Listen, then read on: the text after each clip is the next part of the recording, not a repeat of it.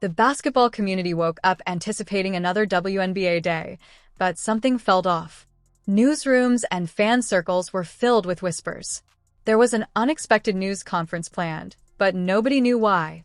The mystery was increased by the names of Sophie Cunningham, Lexie Hull, and Stephanie White, the head coach of the Indiana Fever. These weren't your typical league players. They stood for talent, initiative, and a strong bond with the game. Nobody knew what was about to happen, but their combined appearance suggested something significant was about to happen. Tension rose in the room as the journalists assembled. Pens were prepared, cameras were aimed, and faces displayed a mixture of anxiety and enthusiasm. The majority of folks anticipated a charity announcement or perhaps a team update. Instead, as the three women came in, the atmosphere changed. They moved cautiously and had serious attitudes.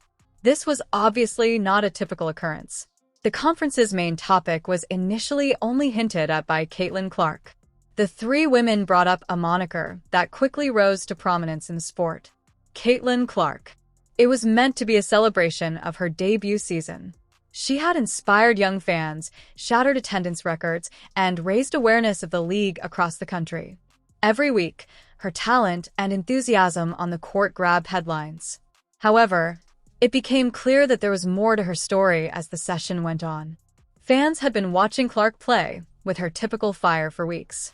She made impossible shots, scored important goals, and advanced her team. However, upon closer inspection, minor alterations were seen. The player who used to play every minute with a smile appeared to be more subdued. Particularly after challenging games, she moved a little more slowly. The audience continued to applaud, but Clark's answers were more subdued. These holes were filled in during the press conference. The speakers used straightforward yet impactful language to convey the demands of Clark's rookie season. There had been more games, more travel, and less downtime due to the league's excitement about its new hero. Clark's skill. The impact put up strong defenses. Teams played rougher, doubled up on her, and made her put in more effort for every point. Every night, she had to contend with new tactics created specifically for her, in addition to the top players in the league. For someone who was so inexperienced in the workforce, the challenge was huge. However, the physical difficulty was just the beginning of the tale. The speakers gradually revealed how Clark's ascent to prominence came at an additional cost as they turned their attention to the mental and emotional aspects. She was suddenly the face of women's basketball. Every action she took was observed, spoken about, and contested. She appeared in highlight reels, interviews, and ads. She was adored by fans, but there were also detractors. Every error turned into a news story. Every moment off the court was still under the spotlight. As the women discussed the impact, the conference room fell silent. Clark had a busy schedule every day. Between games, planes, and media appearances, there was hardly any time for relaxation. There was constant pressure to perform. She carried the burden of expectations from her team, her community, and supporters across the nation, even when she grinned for the camera. Clark's medical. When the topic of Clark's health came up, the announcement became even more somber. Although they respected her privacy and did not go into full detail, the speakers revealed that Clark had been performing through discomfort for a few weeks. Playing against older, more powerful opponents every night had a cumulative physical cost. She had persevered through ailments because she didn't want to disappoint her team or the league, but the price was getting too high. People in her immediate vicinity began to worry about her well-being.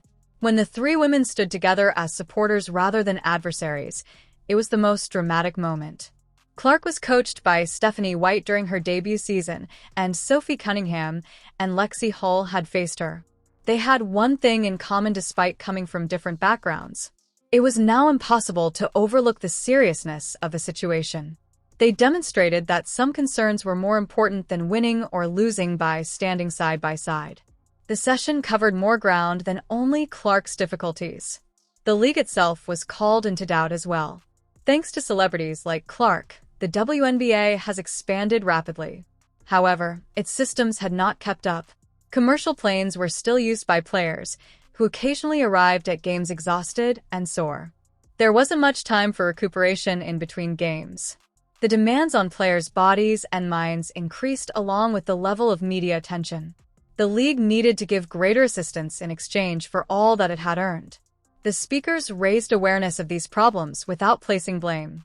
They requested improved timetables, increased player assistance, and a stronger emphasis on wellness and health. The decision was evident in the statement. The league's future hinged on treating its stars with respect rather than merely applauding their victories. The actual news was ultimately revealed as the press conference came to an end. A conclusion was reached following numerous private discussions involving coaches, medical professionals, and Clark. For the remainder of the season, Caitlin Clark's playing schedule would be altered. If necessary, she would skip some games completely, play less minutes, and have more time to recuperate.